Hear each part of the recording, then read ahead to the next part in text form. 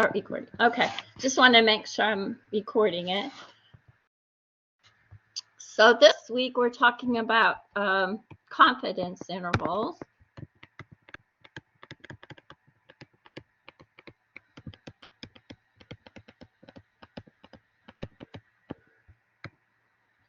And this is used a lot in research. So I have this really good article in on COVID. I'll just send it out in an announcement. You don't have to read the whole article, but if you just like scan through it, you can see how they use confidence intervals in that article. So it's really up to date, and they're used all the time. So let me explain a little bit about what a confidence interval is. It's an interval, so it's range or an interval around the mean. So an interval notation, it might be a while since you had algebra, but interval notation has a soft bracket, which means it does not include the endpoints. So you don't include the A or B. So these are called soft brackets, and it means all numbers between A and B, but not A or B. So we're including the endpoints, but we're getting all the numbers in between A and B, and it's centered around our sample mean. So they always have to give you the sample mean in the problem. And so you have the sample, if we look at a number line, we'll have the sample mean right in the middle, or the proportion, because we're going to do proportions, and then we have A on this side and B on the other, and it's including all these numbers. So why do we need an interval? That's the next question, actually. And the reason we need an interval is because we don't know, or we can't find the population mean. Okay, so the question is, we want to find the population mean, but usually you can't do that, because the population of the United States, I mean, we have a census, so we could get a good idea, but you can't get every single person in the population. So instead of just trying to find the population mean, we can say we are, say, 95% confident that the population mean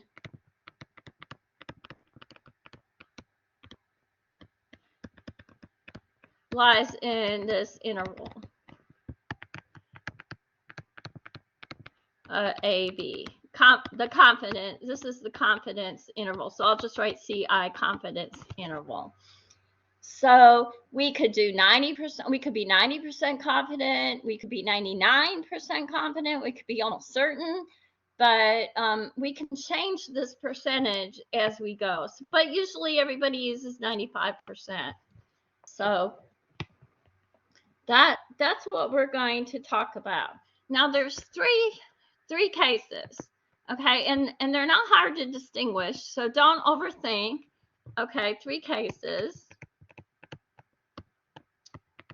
Case one, the population standard deviation is known.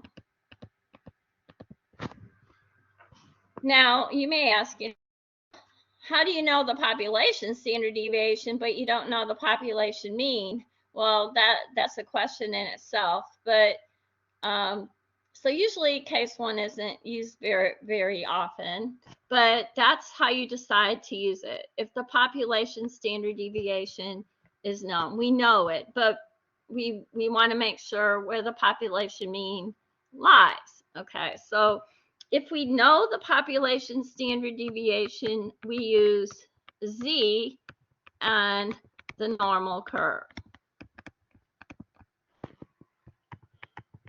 In case two, we don't know.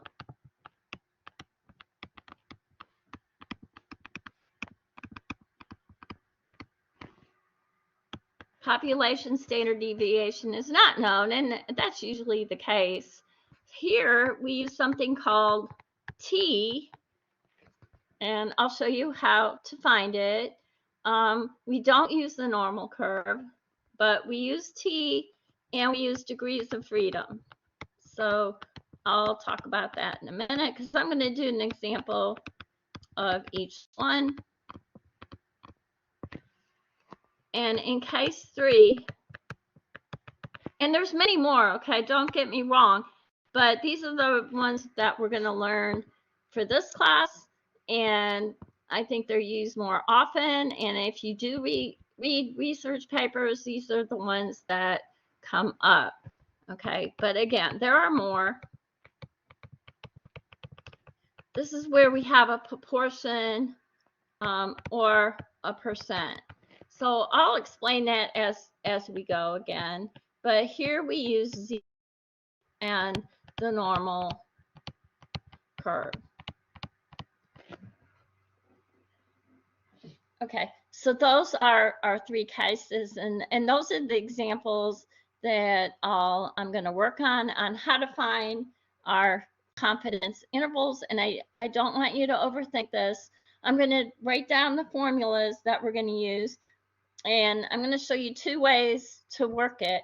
One's an easy way, and one is not hard, but it uses the z-score and the calculator. So we're going to go to the calculators, but again, these are the 3 cases that I'm going to look at.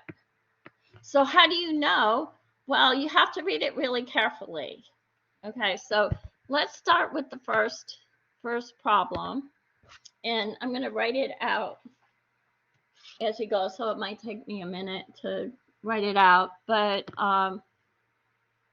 let's say, okay, we're going to talk about a fleet of airplanes. A fleet,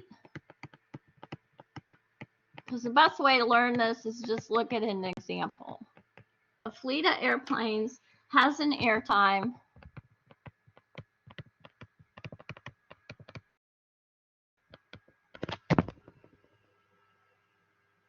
standard deviation of 14.9 hours. Okay, so a fleet is, I mean, they're considering that the whole set of airplanes, and the airtime is the time spent flying in the air. Okay, so airtime means time spent flying. So we're going to take an example of these airplanes. And we're going to use 32 planes in the example. And we got their mean.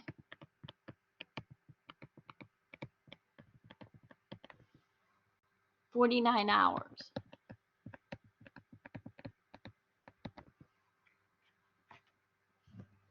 So the question, construct a 90% confidence interval. So I'll just use the initial CI. Confidence interval on the mean airtime for this flight.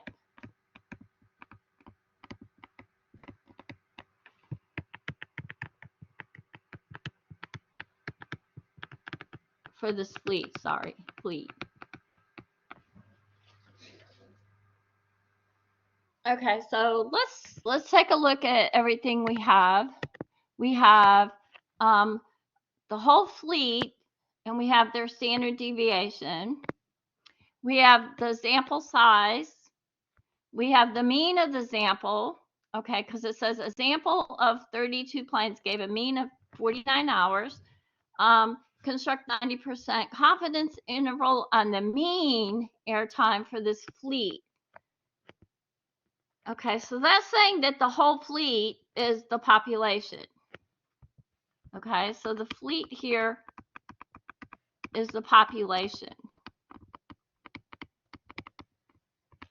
So we know the population standard deviation because they told us the standard deviation of the fleet of airplanes is 14.9 hours. So the whole fleet is the population because we're taking the example of 32. So in these problems, you're going to have a population, like where it's coming from, the big set, and then you're going to have a sample. And all you have to do is distinguish between the two.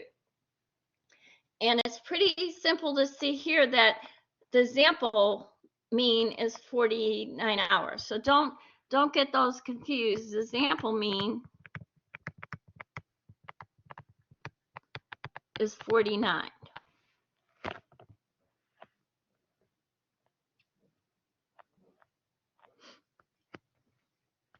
Okay, so this is going to be case 1 since we know the population standard deviation. Population standard deviation is known because we know the standard deviation for the flight. So that you just have to read it kind of carefully. It should not be hard to find.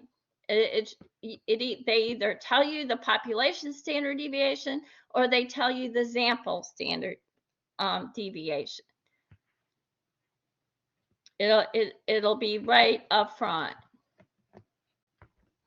Okay, so for case 1, what we do is we find the confidence. We're trying to find the confidence interval, and so the population mean is going to be between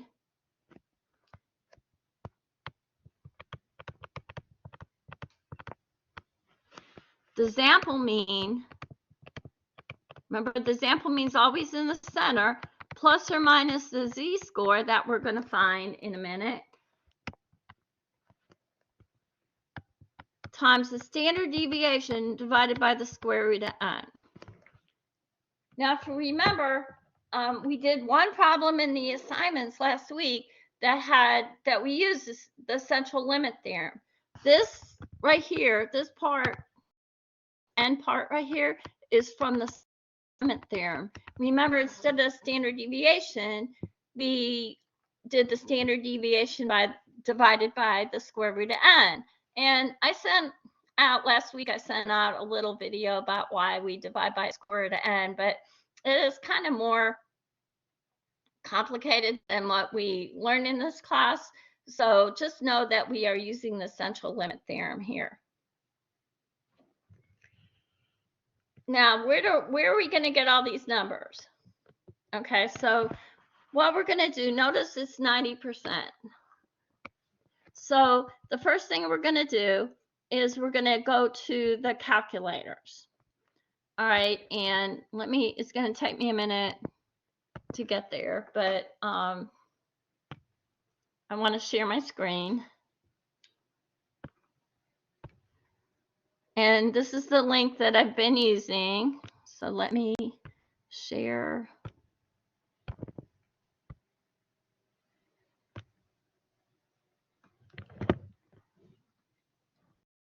Let me make sure you can see that. Okay, so you should be able to see the normal distribution calculator. Now, if we take a look at this, we're not going to use the normal distribution calculator because we need to know the mean and the standard deviation, and we don't know the mean. So what we're going to do is we go to number 6. Number 6 on the side is inverse normal. And let's go to inverse normal. The reason we go to inverse normal is because we know the percentage. That was the area. Okay, the area in this case was 90%. So I'll go back to the whiteboard in a minute, but the reason we do the inverse normal distribution, that's not calculator number 6, is because our area, remember, is the same as percentage or probability. And in this case, we want a 90% confidence interval. So our area here is 0.90. And then we could go between, and that's how we're going to get our z-scores. So 90% of the this area under the curve, or the probability that the area or our data is between negative 1.645 or positive 1.645 is given by this calculator. This is a standard normal curve. So what I'm saying here is that this gives us a z-score. So when we go to the inverse normal curve or calculator and put in 0.90, we will get the z-score. Now, if it was 95% confident, you would just type 0.95 and we get negative 1.96 and 1.96. Now think about this. Think about the empirical rule. Remember, the empirical rule says approximately 95% of our data is between -2 and +2 standard deviations. The empirical rule is 68, 95, 99.7. And this is more exact. See, this is close to -2 and +2. But this calculator gives us more exact answers. The empirical rule was just an estimate. So this 1.96 is really close to 2. And that's where the empirical rule comes from. But this gives us our z. So we want 90% confident, and our z-score was 1.645. Don't round too soon. Okay, we're going to get in trouble if we round too soon. So what I just found was the z-score. I found this right here. I found z, and that comes from the 90%, and I use the inverse normal calculator to get z. So let's see. Let me go back to the whiteboard. Okay, so we have the mean, the sample mean, sorry, plus or minus z, standard deviation divided by square root of n. Okay, that's how we get our confidence intervals. So we have 49 was our sample mean in this problem. 90% gave us 1.65 for our z. Okay, that was from the 90%. We want to be 90% confident. Our standard deviation in the problem was 14.9, and our sample size was 32. So n is our sample size.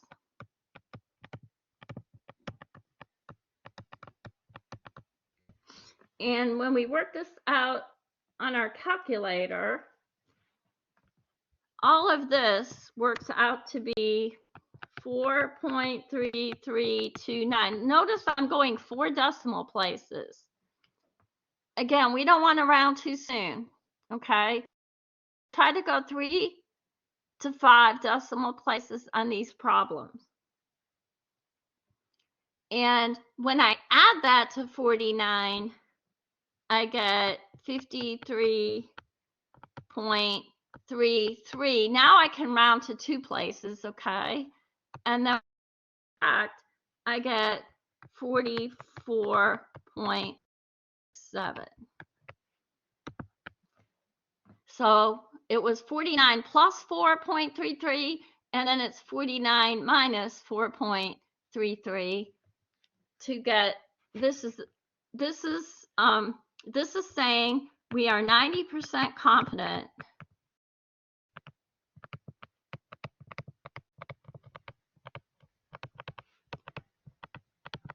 that the population mean or the fleet mean is in this interval. We can't tell exactly what it is. There's no way to tell exactly what it is, but we can say that it's between these two numbers.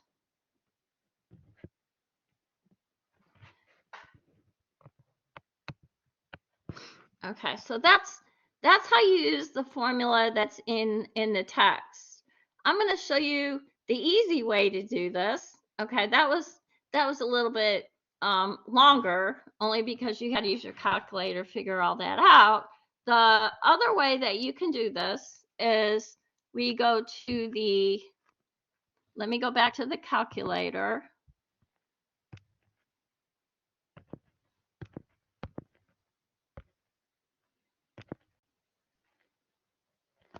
Okay, and we, again, it's inverse normal calculator because we know the area, in this case it's 0.90, but instead of the standard normal curve, let's change it where our mean is 49 in the problem, and the standard deviation we're going to use is the 14.9 divided by square root of 32.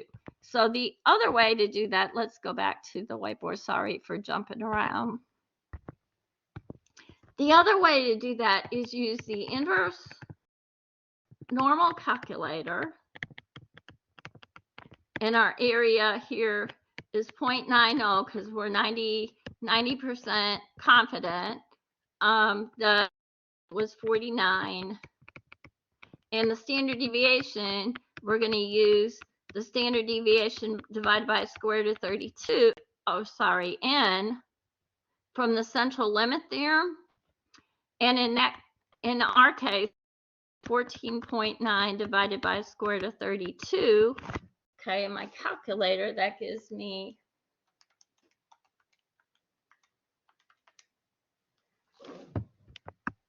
approximately 2.63, let's say 34. That, in that case, I can round because it's like 97. 97 will round up to 1, so I round that to 4. So we're going to use this as the standard deviation, 2.634. All right, let's go to the calculator, 2.634. Again, that is the standard deviation of 4.9 divided by the square root of 32. And then I want it between, and I get the same answer as I did before. So you can use this calculator to go directly to your answer and not have to worry about what z is. It's between 44.67 and 53.33. So that was 90% confident. For 95% confident, what do you think is going to happen? 95% confident, our interval gets larger. Because if we're more confident, we have to allow for more error. So 99% confident is even larger. It's between 42.2 and 55.8 around that. So as our confidence, the interval increases to allow for more error. But we wanted to be 90% confident, so that there's our answers, and we really didn't have to do much work to get that. So that's the easy way to work these problems. Okay, any questions on that? That was case 1. No, I'm good. Okay. All right, tell me if I'm going too fast or, you know, if you don't understand something. No problem. Okay, case 2. Okay, let me read it. Okay, this is about body temperatures. On, I don't know why it says this, but anyway, on day 2 of a study, I don't think it matters what day it is, 106 temperatures were taken.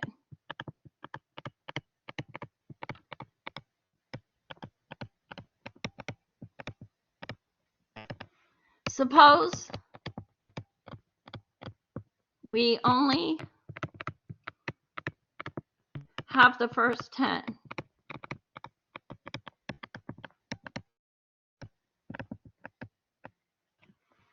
temperatures to work with. So somehow the others were misplaced, or we only have 10.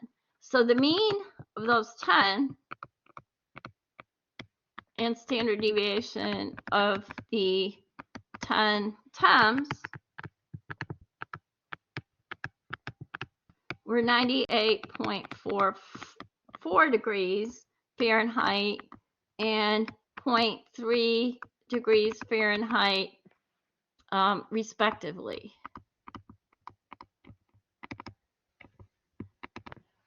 Okay, so construct a 95% confidence interval for the mean of all body temperatures.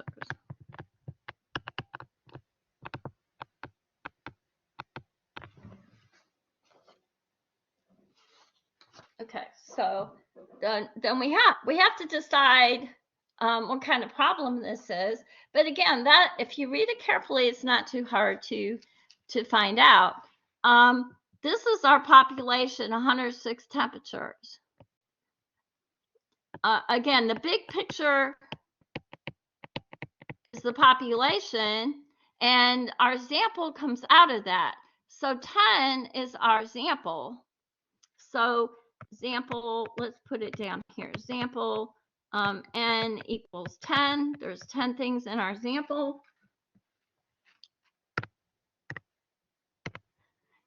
So this is our population, 106.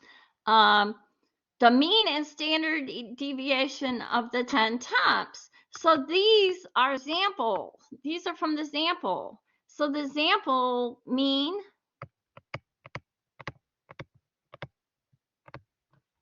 is 98.44, and the sample standard deviation is 0.3. And really, that's all you need to know is where is the standard deviation coming from? Is it coming from the population? No, it's not coming from the 106. That's from the population. It's coming from the sample. So this tells you that it is a T problem, case 2. So we're going to use what we call T here. And it's not a normal curve. And that's how you decide, do we know the population standard deviation is not known? No, we don't.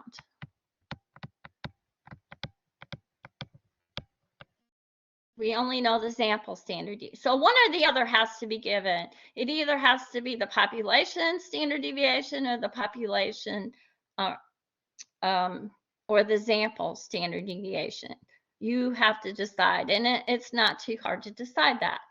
Also, it's 95% confident, so we're going to take a look at that. And it's basically the same formula we worked with last time. So again, we take the sample mean, and we add or subtract. This is called the margin of error, T, times the standard deviation, or a square root of n. It's the standard deviation that's given. So here we have the sample standard deviation. With Z, we had the population standard deviation. That's the only difference in this formula. Well, and how to find T, that's different too. So this is how we do our confidence interval. So let's talk about how to find T. And we go to the inverse T calculator this time. There, we have to talk about degrees of freedom, and that's really easy.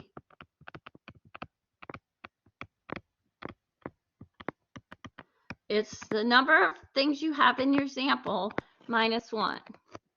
So here we have 10 minus 1, and that gives us 9.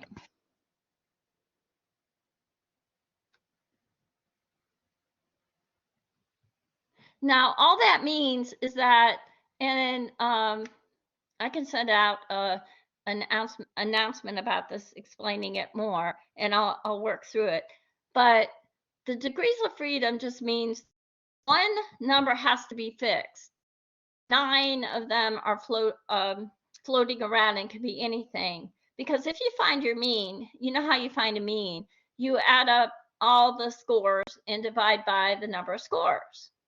Okay, so suppose we had 10 scores. Well, if we knew know 9 of them, and 9 can be, those can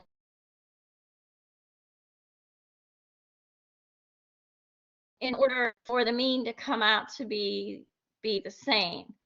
So what I mean is that, again, I'll send this out in an announcement to explain this, but 9 of the variable or the numbers can be anything. One has to be set in order to get the same mean. So we have 1 less degrees of freedom when we calculate t. So we're going to go to the calculator and let's see.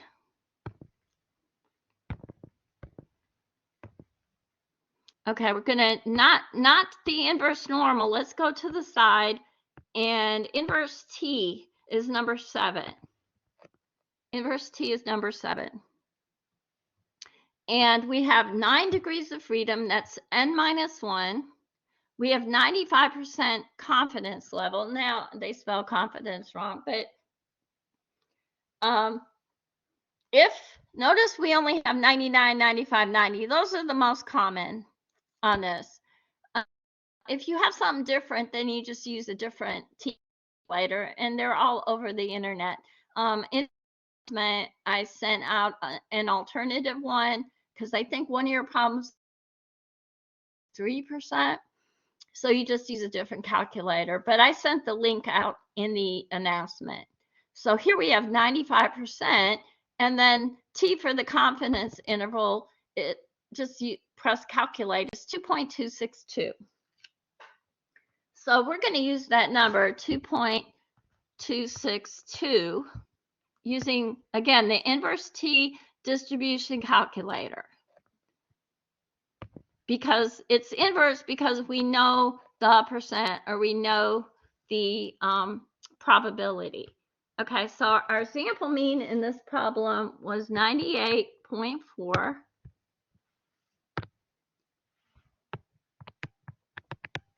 Or 44, plus or minus, t was 2.262.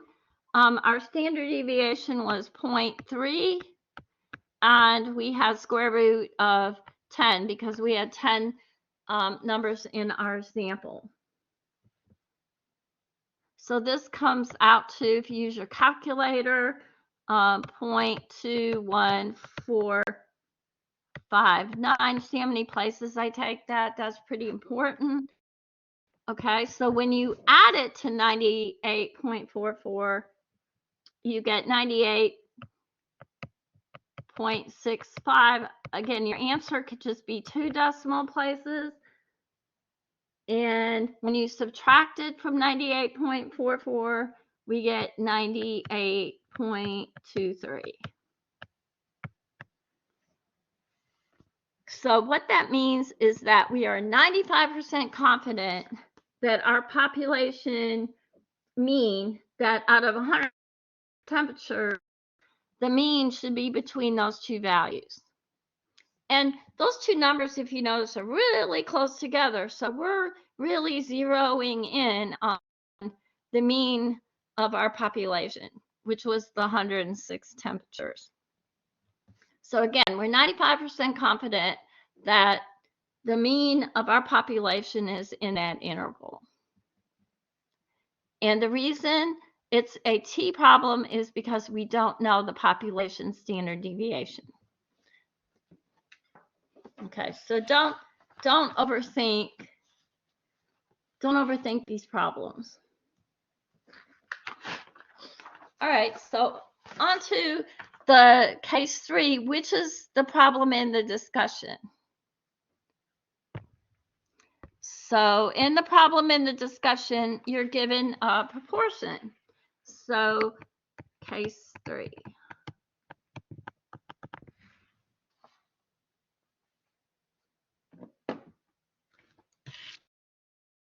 Oh, here's my problem. In a poll of 3,000 working men, 56% said they feel guilty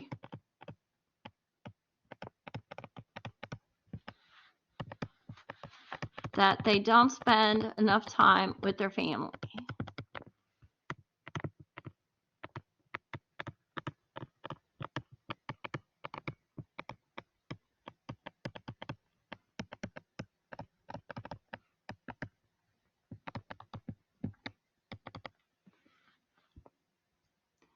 Okay, construct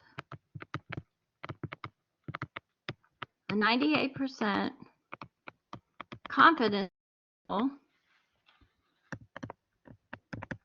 for the proportion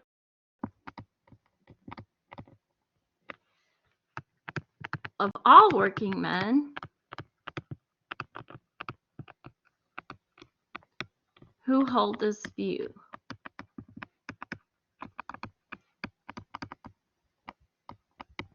Okay, so again, this whole week we're using examples to tell us something about the population. So that's what's so important about this. We can use examples to tell us and help us make decisions. All right, but notice if you pretty much read this whole problem, we only have 3 numbers. So we have nothing about the mean. It says mean. It says nothing about standard deviation. We don't have any of that. And that's kind of how you tell that it's the proportion problem. Also is because 56% is a proportion. Okay, 56% of all working men, that's a proportion. 3,000 is how many we have. Okay, so that's our example. 3,000 men is our example. And then the 98% is the confidence interval. So we know nothing about mean, standard deviation, anything like that. So the way you work this problem is for the mean, we use the proportion, the 56%. So we use 0.56, which is the 56%. And we call that P, not for probability, P for proportion. And then for the standard deviation, we use the square root of P times Q divided by N. And all that is inside the square root. And Q is just 1 minus P.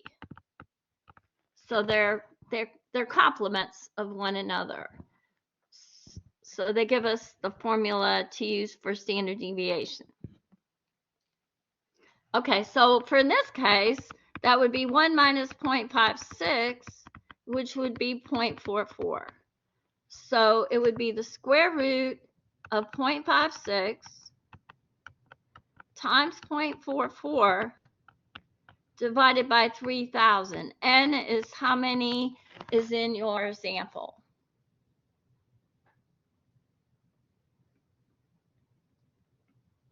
Okay, I'm going to use my calculator to figure that out.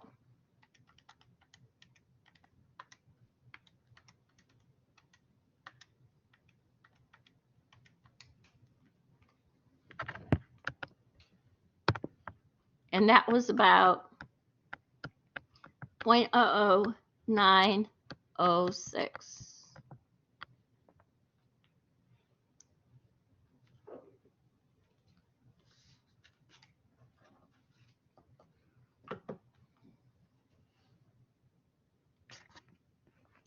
All right, let me go and for again, we have to talk about this. For proportions,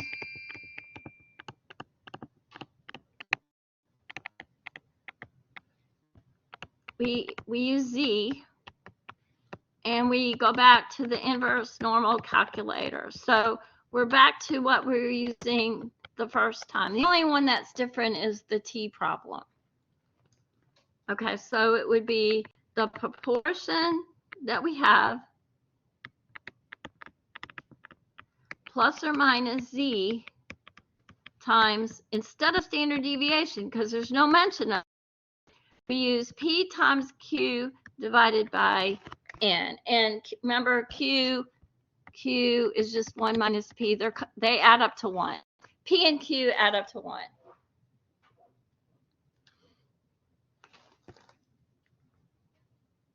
So in our case, it's 98. We're going to do it the long way first. Okay, this was 0.56. We have to find out what Z is. We use the inverse normal calculator to find Z. I think it was 98% confident. And then we use that P times Q divided by N, which I already found out. So let's go to the calculator. And we're going to go back to the inverse normal. That's number 6, inverse normal calculator, because it's inverse because we know the area.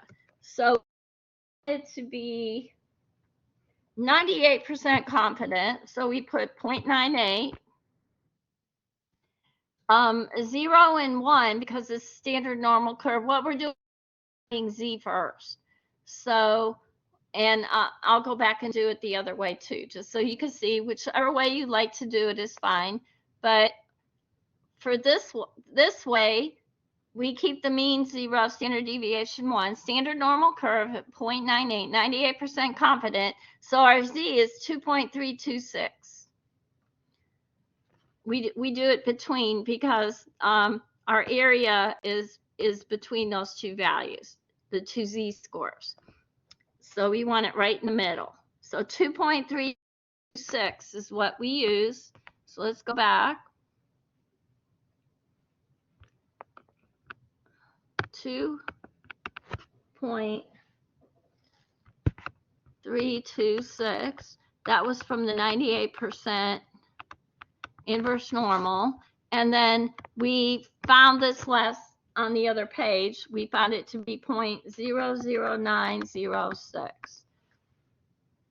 So again, that was the square root of 0.56 times 0.44 divided by 3,000.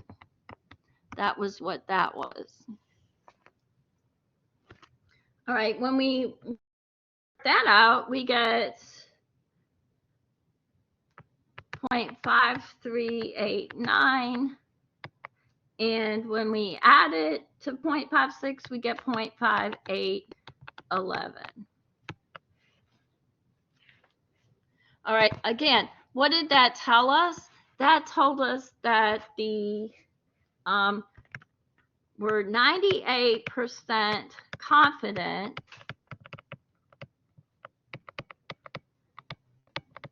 that the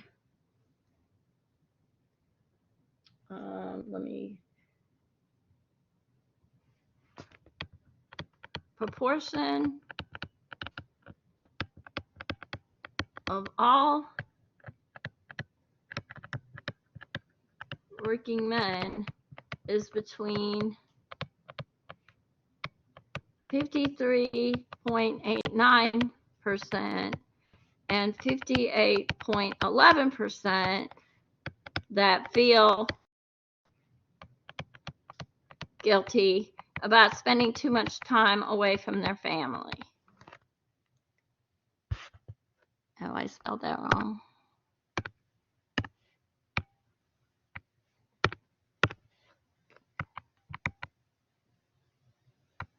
Gilty. Okay, So that's what we did. We took our sample of just 3,000 men, and now we can say that we're pretty confident that all the men with these percentages feel guilty about spending too much time away. Okay, so that's the formula for proportion. And again, you know it's a proportion because there was never any standard deviation or mean talked about in the whole problem. Now, the other way we could do this is let's go to the calculator. And it's, again, with proportion, you always use the normal distribution. So we're going to use inverse normal because we know 98%, our mean was 56%. That was the 0.56. Again, the problem says 56% said they feel guilty. They don't spend enough time with their family. So that's the mean. And the standard deviation was that square root of PQ divided by N, and we found that to be 0.00906. So when we calculate that, we get the same answer that we just came up with, 53.89% and 58.11%. And notice our mean of 56% is right in the middle of those two values. So that's a faster way that you can do that without finding the Z and without using the formulas.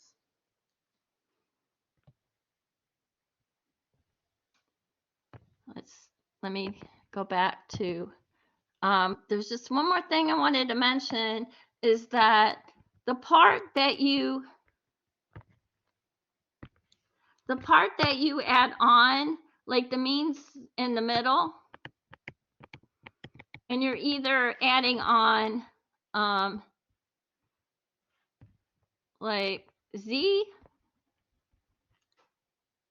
Okay, let me draw all of them. Z times standard deviation is squared N. You're adding on T, depending on if you know the population standard deviation or not, and the proportion plus or minus Z. I just want to mention that this right here, where you add or subtract, is called the margin of error.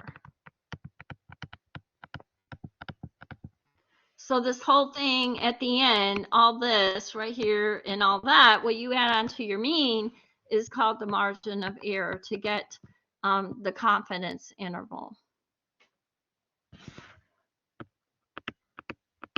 So this is case one, just to review. Population standard deviation known. Case two is T, population standard deviation not known.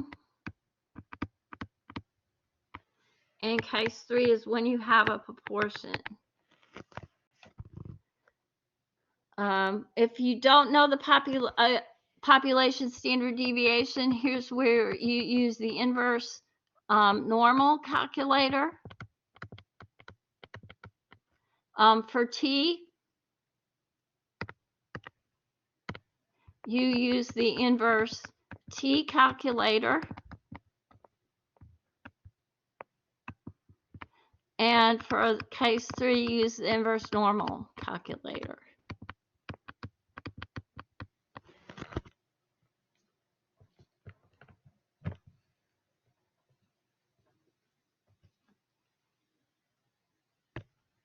Okay, so that leaves time for some questions. I hope that wasn't too fast. On my previous Collaborate, I post them under past Collaborate recordings. There's more examples. I always pick different examples. So if you need more examples, you can also look there, or just get in touch with me, and I can help you. Okay. I think I'm pretty good. I don't have any questions.